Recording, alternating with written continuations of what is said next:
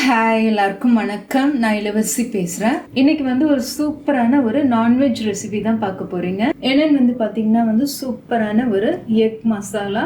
அதுவும் ஒரே குக்கரில் ஒரு விசில் வச்சா அவ்வளோதான், ரெடி ஆயிரும்.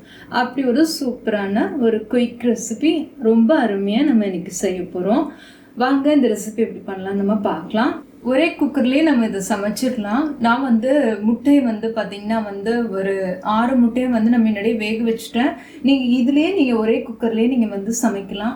முட்டையை நம்ம நல்லா கழுவிட்டு நம்ம ஒரே பாட்லேயே நம்ம வச்சு நம்ம சமைக்கலாம். ஆனால் எனக்கு இந்த முட்டையை நான் தனியாக வேக வச்சுட்டு நான் இதில் செய்யலாம் அப்படின்னு சொல்லிட்டு நான் இதில் பண்ணுறேன். ஃபஸ்ட்டு இந்த ரெசிபி பண்ணுறதுக்கு முன்னாடி நம்ம இதுக்கு என்னென்ன தேவை அப்படிங்கிறதெல்லாம் நம்ம பார்த்துடலாம்.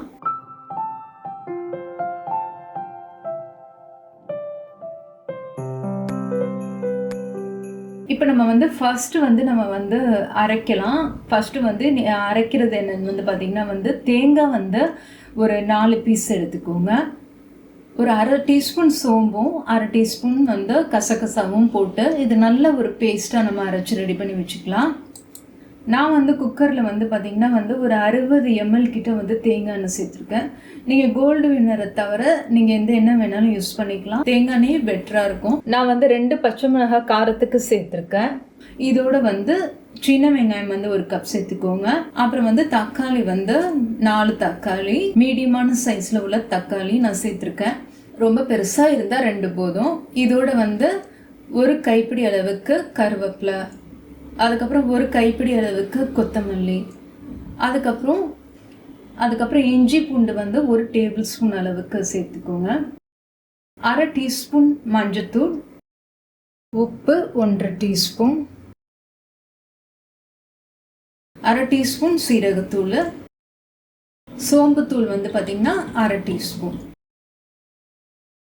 கரம் மசாலா 1 டீஸ்பூன், மிளகுத்தூள் 1/2 டீஸ்பூன். மிளகாத்தூள் பார்த்தீங்கன்னா நான் வீட்டிலேயே அரைச்ச மிளகாத்தூள் தான் சேர்த்துருக்கேன். மிளகாத்தூள் பார்த்தீங்கன்னா ஒரு 2 டீஸ்பூன் நான் இதில் சேர்த்துருக்கேன். கொஞ்சமாக சோம்பு ஒரு 1/2 டீஸ்பூன் இதில் சேர்த்துக்கலாம். இதோட நம்ம அரைச்சி வச்சிருக்கிற தேங்காய் பேஸ்ட் பார்த்தீங்கன்னா நம்ம சேர்த்துக்கலாம். இது ஒரு 1/2 கப் அளவுக்கு இருக்கும். இதை நம்ம சேர்த்துக்கலாம்.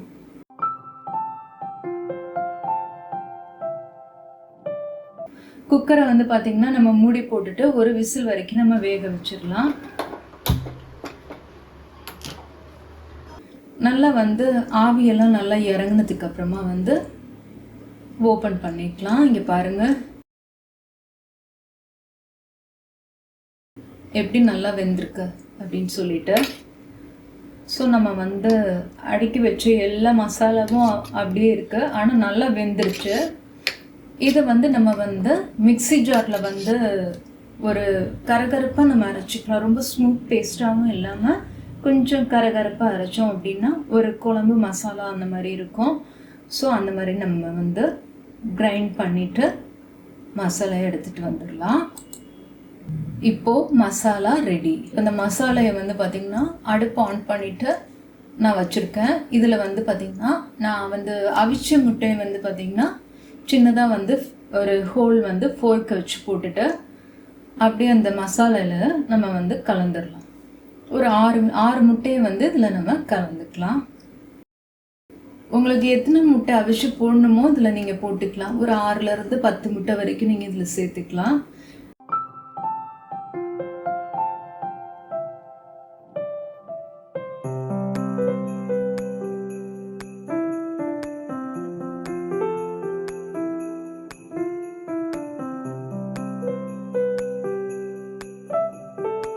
அவ்வளோதான். இங்கே பாருங்கள், சூப்பரான எக் மசாலா சூப்பராகவே நம்ம தயார் பண்ணியாச்சு.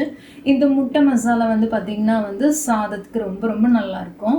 ஸோ லஞ்சுக்கு இது மாதிரி நீங்கள் செஞ்சு சாப்பிட்டீங்க, ரொம்ப அருமையாக இருக்கும், ரொம்ப ரொம்ப டேஸ்ட்டாக இருக்கும். ஒரே பாட்டில் நம்ம பண்ணியாச்சு, ரொம்ப சுவையாக இருக்கும். கண்டிப்பாக இந்த சமையல் சமைச்சு பார்த்துட்டு எப்படி வந்துச்சுன்னு சொல்லிவிட்டு கீழே கமெண்ட் பண்ணுங்கள்.